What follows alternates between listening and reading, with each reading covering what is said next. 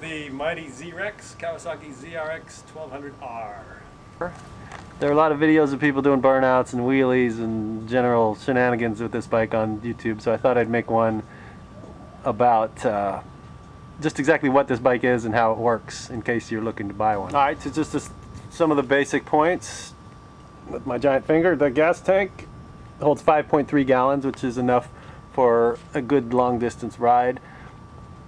It weighs 544 pounds wet, which is actually pretty light for such a big bike. It's basically what you'd call a sporty standard. Now on the Dyno Test, I looked up a magazine Dyno Test of it, and it makes 112.8 horsepower at 8,500 RPM, but more importantly it makes 79.6 foot-pounds of torque at 6,750 RPM, which is more than the Bandit or the FZ1. So this one's really powered for mid-range, which is good. It's usable power on the street. And of course, the most striking part about this is the classic 1980s style little fairing and paint scheme, reminiscent of the old Eddie Lawson replica Kawasaki that everybody loved back in the 80s. I think they make these bikes in red and in blue, and I believe also in silver, but I would imagine if you're going to get one, especially if you want resale value, you want to get the green one, because really if it's a Kawasaki, I think it has to be green. This is the left side of the bike. As you can see, it's got a 4-into-1 exhaust on the other side. It has this monster swing arm, so in addition to a super stiff chassis, which means it's not going to wiggle around like the old original Eddie Lawson bike did, you get fully adjustable shocks on the back. They're adjustable for preload, compression, and rebound damping.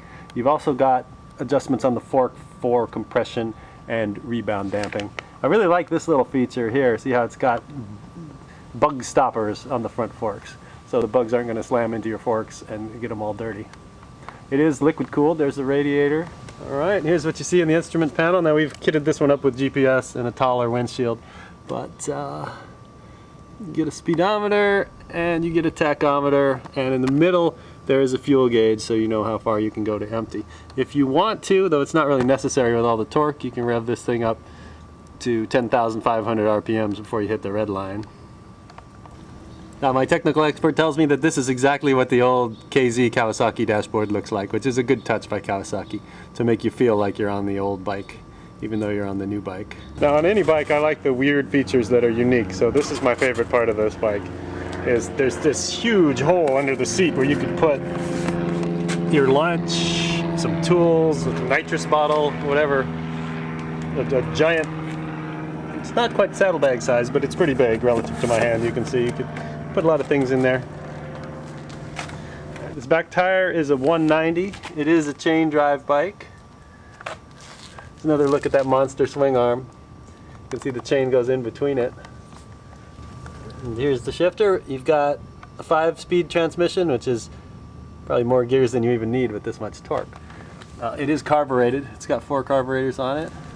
Dual disc brakes up front, of course.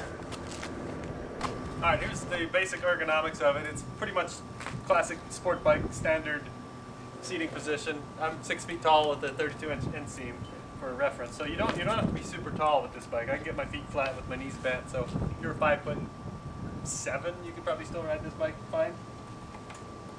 And this is what it looks like. So this is about, you lean forward a teeny bit,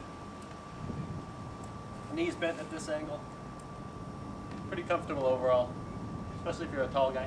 It is comfortable, pretty much exactly what you'd expect if you ever rode an old GPZ, except it handles way better in the corners because of the upgraded suspension and the swing arm and the frame itself. So you get the classic look, but you get the new modern performance. It gets a little buzzy on the freeway, but you know, similar to what you would have gotten on an old KZ1000. The classic 4-cylinder Japanese buzz. I think that's part of the character.